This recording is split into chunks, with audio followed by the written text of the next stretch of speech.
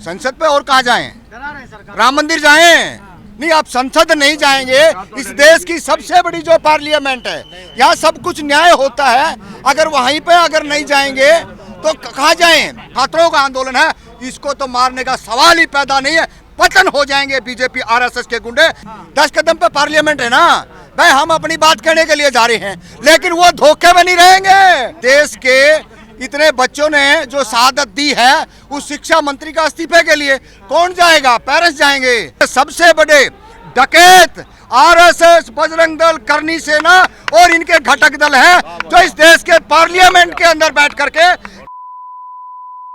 जो कहलवा रहे हैं। वो कौन लोग हैं? युवा, इस देश का जनजी, इस देश का किसान, इस देश की महिलाएं और छात्र सब एकजुट होकर के, चाहे वो गृह मंत्री हो, चाहे प्रधानमंत्री हो, चाहे राष्ट्रपति हो, और चाहे इस देश की किसी भी पार्लियामेंट में कहीं भी कोई बैठने वाला व्यक्ति हो, उसका जवाबदेही बनती है।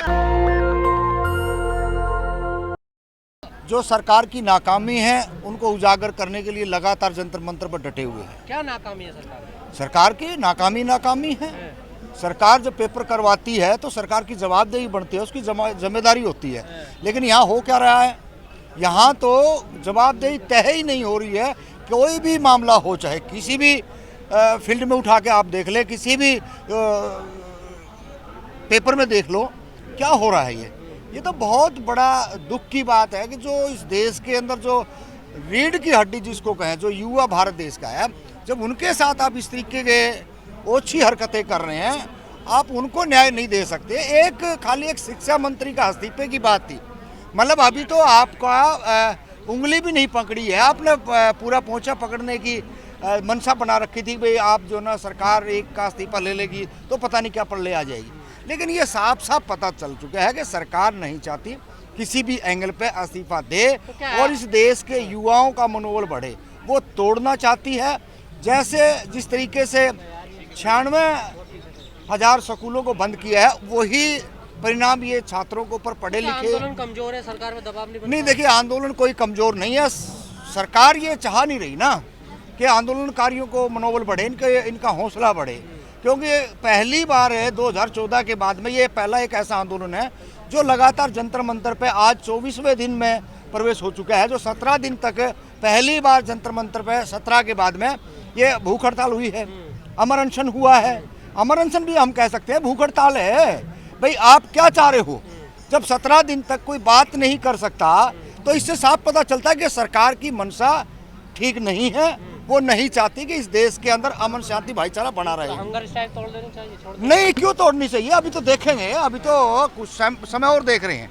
जब तक 20 तारीख की जो कॉल बुलाई गई है, 20 तारीख तक है लोगों का क्या मूवमेंट रहता है। लेकिन ये तो सिद्ध हो गया है कि सरकार की जो तानाशाही थी वो जनता ने समझ ली है और उसका जीता जागता उदाहरण देख लीजिए ना। ये जंतर मंतर वीरान हो जाता था, 3 बजे 4 बजे वीरान हो जाता था, 11 बजे महफिल सजती थी, लोग आते थे, अपनी बात कहते थे।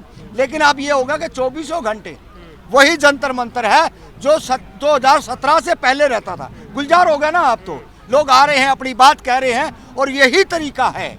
अगर इस देश के अंदर कोई डेमोक्रेसी बची हुई है तो एकमात्र जगह ये थी जो हम अपनी बात कह सकते थे। लेकिन आज जिस तरीके से जो सरकार करने जा रही है, जो सरकार की मंशा है, ये तो आप कान खोल करके सुन ले। इस देश के जो अपने आप को बीजेपी और आरएसएस से जुड़े लोग हैं कि इनको हरा करके आप कोई फतेह कर जाएंगे। आप फतेह करने वाले तो नहीं है, क्योंकि जो मेन पढ़े लिखे जो छात्र हैं, बोलने वाले हैं, वो जंतर मंतर के ऊपर आ चुके हैं और 20 तारीख को उससे पहले चढ़ाई कर देंगे। जो प्रशासन की मंशा है, जो पहलवानों के साथ में किया था, वही इंडिया गेट पूरे का पूरा जोन खाली करवा लिया था। और ये बात आप देख लेना, आप लोगों के माध्यम से तमाम उस जनता को मैं कहना चाह रहा हूं, अगर आपको जंतर मंतर पे 18 को, 19 को और 20 को उपलब्ध रहना है, तब जाकर के ये सरकार अपनी बात पे कहीं ना कहीं पीछे हट सकती है। अन्यथा आप ये चाहोगे तो पहले ही ये एरिया खाली कर दिया जाएगा, ब्रैकेट लगा दिए जाएंगे और आपको अंदर घुसने नहीं दिया जाएगा। संसद ही क्यों जाना चाह रहे हैं? संसद पे और कहाँ जाएं? डरा रहे सरकार? राम मंदिर जाएं? नहीं, आप संसद नहीं जाएंगे। इस देश की सबसे बड़ी जो पार्लियामेंट है, यहाँ सब कुछ न्याय होता है। अगर वहीं पे अगर नहीं जाएंगे तो कहाँ जाएं? इस देश का कोई भी व्यक्ति कोई शासन प्रशासन में कोई सत्ता में ये बता देना कि दूसरी जगह कौन सी है। 10 कदम पे पार्लियामेंट है ना भाई, हम अपनी बात कहने के लिए जा रहे हैं, लेकिन वो धोखे में नहीं रहेंगे जो पहलवानों के साथ आधी पब्लिक को परली तरफ करके राष्ट्रीय ध्वज को जो नीचे कुचलने का काम किया था वो अब होने नहीं देंगे। एक साथ इकट्ठे होकर के जो फैसला मन से आएगा उसके माध्यम से आगे बढ़ेंगे। तो सांसद जाएंगे ना, क्योंकि वहाँ पे पार्लियामेंट चलेगा। आप लोग क्यों जा रहे हैं वहाँ? हम जा रहे हैं ना, इस देश के इतने बच्चों ने जो शहादत दी है उस शिक्षा मंत्री का इस्तीफे के लिए कौन जाएगा? पेरेंट्स जाएंगे। आम जो पढ़े लिखे समझदार व्यक्ति हैं, बोलने वाले व्यक्ति हैं, वो जाएंगे क्या? वहाँ पे ऐसे लोगों को भेज दें जो वहाँ पे जा करके मुंह के पट्टी बांध के बैठ जाएं, आकाओं के सामने वो बोल ना सकें? तो ऐसे लोगों की वहाँ जाने की जरूरत नहीं है, जो लोग वो ही लोग जाएंगे। करने की बात कर रहे हैं, आप उनसे कैसे उम्मीद कर सकते हैं कि वो आपको न्याय देखिए, उनका इलाज तो पहले देश की जनता ने कर रखा था और हम उस जनता में शामिल थे। ये तो पाप का गढ़ा 2011 और 12 और 13 के अंदर जो चढ़ा उसकी भेंट चढ़ गया इस देश का युवा, इस देश के किसान और मजदूर, जिन्होंने ये समझ लिया था कि हो सकता है कि अच्छे दिन आ जाएं। ये जो झूठ के फार्मूले यहाँ लटकाए गए थे, यहाँ लोकपाल लगाया गया, यहाँ पे जो 13 कृषि कानूनों के वो लगाए गए, तमाम जो है ना भ्रष्टाचार की बातें करी गई, काला धन विश्व बाहर बैंकों में बताया गया, वो तो उसके झांसे में फंसे थे। और वो जो झांसे की जो पड़ते थी वो काली काली जितनी वो सब काली छट चुकी है। अब इस देश के युवाओं को, जनता को सब पता लग चुका है कि ये सबसे बड़े डकैत आरएसएस, बजरंग दल, करनी सेना और इनके घटक दल हैं जो इस देश के पार्लियामेंट के अंदर बैठ करके तो कहलवा रहे हैं। वो कौन लोग हैं भाई? देश की पार्लियामेंट के अंदर ये शब्द बोले जाते हैं क्या? जहां आम नागरिक के हक अधिकार की बात होती हो, जहां शिक्षा रोजगार की बात होती हो, जहां न्याय की बात होती हो, वहां पे कोई चीज ही नहीं है।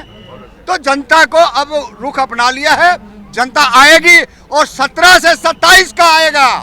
आपको चैलेंज दे के हम कह रहे हैं सरकार और प्रशासन को, 17 से 27 का आएगा और डंके की चोट पाएगा। और हिम्मत है तो आप एक बार चला के देख रहे हैं, हवा में नहीं ले रहे। हाँ, ये चाटुकार, ये डरपोक, ये निकम्मे किस पे आए थे चढ़ के? अरे ये 90 में आए थे पत्रकार महोदय, ये जो है ना किसकी हत्या करने के लिए आए थे? जब मंडल आयोग की बात हो रही थी तो ये क्या लिखे थे? कमंडल लेके निकले थे। इस देश के वही लोग आज पढ़ लिख करके डॉक्टर बन रहे हैं, इंजीनियर बन रहे हैं, प्रोफेसर बन रहे हैं। ये रास्ता रोकना चाहते हैं, अब रास्ता नहीं रुकेगा। अब तो इन्होंने जो षड्यंत्र, इन्होंने जो साजिश करके आए थे उस साजिश का पर्दाफाश करेगा। और इस देश का युवा, इस देश का जनजी, इस देश का किसान, इस देश की महिलाएं और छात्र सब एकजुट होकर के जंतर मंतर पर 20 तारीख को आप लोग हल्के में ले रहे हो क्या सरकार को कि हम हंगर स्ट्राइक करेंगे और सरकार मान जाएगी, पिघल जाएगी हमारी बात? देखिए, जनता को जोड़ने के लिए, जनता को इकट्ठी करने के लिए जब ये तेल पेट्रोल जब 30 रुपए 25 रुपए लीटर कर सकते हैं, ये 15 लाख रुपए ला सकते हैं, तो हमारा तो जेन्युइन है। भूख हड़ताल पे भी बैठे हैं, अमर अनशन पे भी बच्चे बैठे हैं और पब्लिक भी है। इनकी तरीके से प्रोपगंडा नहीं फैलाया जा रहा। जो ये प्रोपगंडा फैला करके आए थे वो प्रोपगंडा नहीं है, जेन्युइन मांग है। जब बच्चों पे पैसा लगाया है तो पेरेंट्स की ये जवाबदेही भी बनती है कि सरकार की जवाबदेही भी बनती है कि पेरेंट्स उनके साथ खड़े रहे और सरकार उनको नौकरी दे, जॉब दे।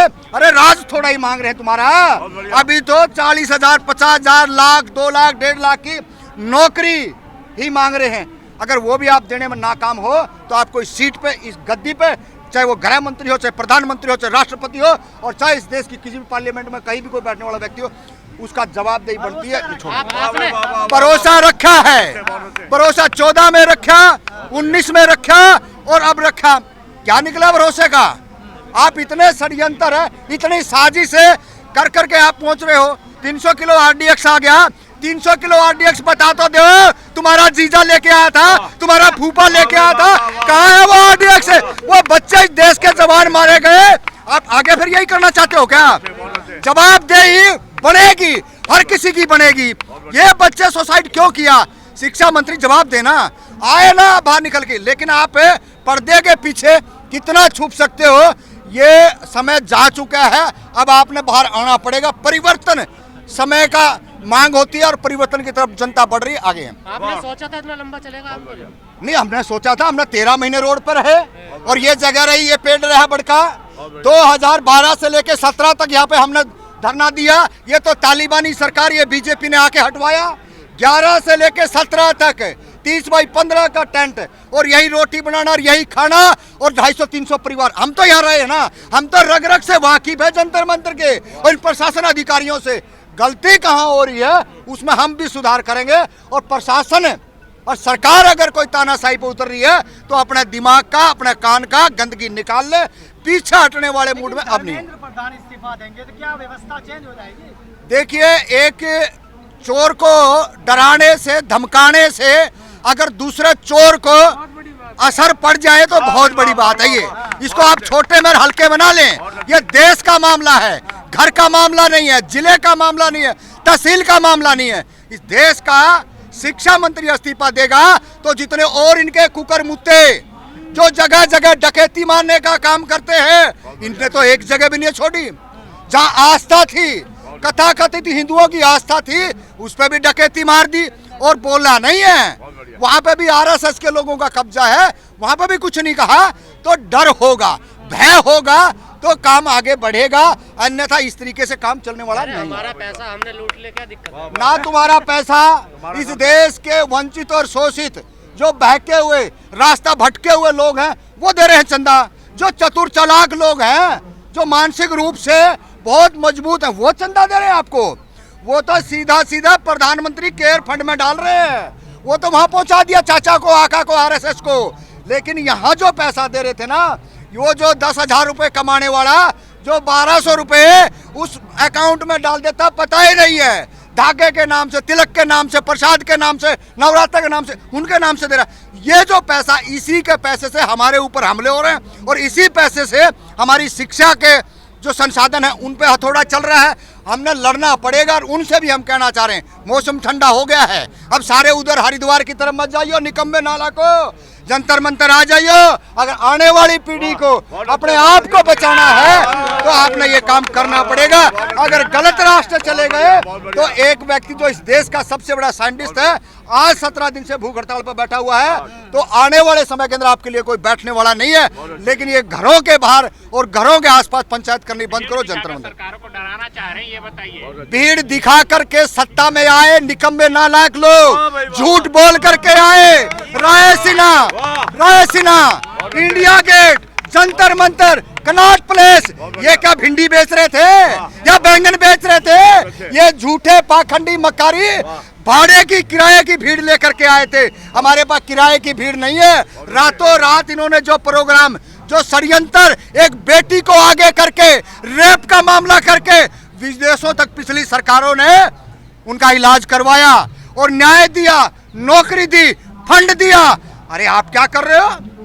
आप तो नौकरी मांग रहे हैं, आप उसी पर जो है ना नूरा कुश्ती कर रहे हो, तो ये अब चलने वाला नहीं है। पहलवानों ने भी आंदोलन किया था, कुछ फर्क नहीं हुआ। आप लोग के आंदोलन कुछ फर्क पड़ेगा? ये फर्क पड़ा ना, कहाँ पड़ा फर्क? खूब फर्क पड़ा। वो तो पूछ के देखो ब्रिजभूषण ने, वो तो पूछ के देखो गृह मंत्री ने। ये पुलिस वाले बिल बिला रहे थे इधर जंतर मंतर पार्लियामेंट थाने के, कब 4 बटालियन लेके आए, कब 6 बटालियन को भेजे।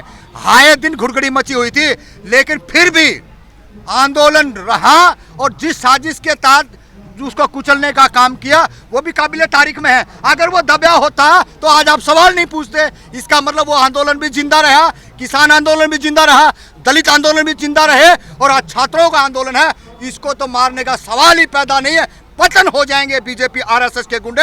ये अंधभगत है। अगर शिक्षा पे हमला करने वाले, शिक्षा पे हमला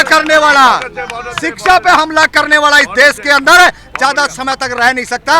और ये जो बैठे हैं सत्ता में, इनका सबसे बड़ा एम ये है कि आप अनपढ़ रखिए, अशिक्षित रखिए, अपने आप जो है ना गिड़गिड़ाते रहिए।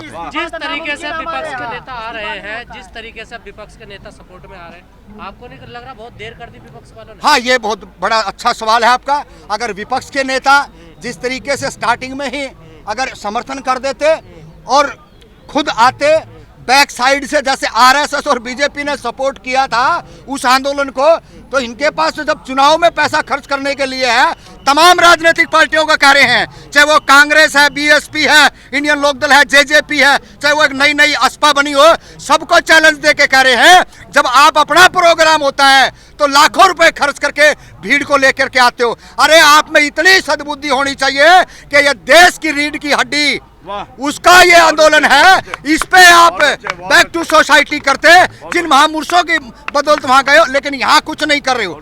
ये समझना पड़ेगा कि राजनीतिक फायदे के लिए आप सब कुछ कर सकते हो, लेकिन राजनीतिक फायदा आपको कम नजर आया, तब आज 17 दिन बाद, 16 दिन बाद, 15 दिन बाद में आपके ट्वीट आ रहे हैं, आपके छोटे मोटे नेता आके भाषण दे रहे हैं। भाषणों से काम नहीं चलेगा, भाषण तो इस देश का आरएसएस का प्रधानमंत्री नरेंद्र मोदी दे रहा ना। अब आप बैक टू सोसाइटी करें और अपने लोगों को भेजें और जत्थे बना करके भेजें, ताकि जंतर मंतर गुलजार रहे और ये किसी को भी नहीं पता चले कि इस हाथ ने दिया है और इसने लिया है। तब जा करके हम इस आंदोलन से और सामूहिक जनता तमाम राजनीतिक दलों से, जो है ना, मोदी जी के परिवार के हिस्सा है। कोई मोदी के परिवार का हिस्सा नहीं है पत्रकार महोदय। 15 से 16% इस देश का मानसिक गुलाम जो है वोटर है, वो इनको वोट देता है। कुछ ये ईवीएम माता से चोरी करते हैं और कुछ लोगों का दिमाग हैक कर रखा है। ये टोटल 22 से 35% वोट है, 65 से 70% वोट इनके खिलाफ पड़ता है। फिर भी अंधभक्तों को पापा और बापू अच्छा लगे है तो तुमको धन्यवाद भैया, हमने ऐसा चाहिए नहीं, हमारे कोई राष्ट्रवादी मीडिया है, राष्ट्रवादी मीडिया का तो देखिए, जिसकी बाकड़ी खाएगा उसके गीत गाएंगे। वो चंदा दे रहे हैं, उनको ऐड मिल रही है, वो उन्हीं को गाएंगे और उन्हीं के गीत गाएंगे। ये तो सुतक मुर्ग की तरह हैं। हमने सत्ता में आ जाए तो ये तो हमारे जूते चाटते दिखा देंगे पत्रकार महोदय। इनकी कोई औकात और हैसियत भारत देश के अंदर नहीं बची हुई है। दस्तक की आपसे गुजारिश है कि अगर इसको बचाना चाहते हैं तो नेशनल दस्तक को सब्सक्राइब करने के लिए रेड कलर के सब्सक्राइब बटन को दबाएं, फिर बेल आइकन की घंटी दबाएं। नेशनल दस्तक को बचाने के लिए बहुत जरूरी है कि हर खबर को शेयर करें, लाइक करें, कमेंट जरूर करें।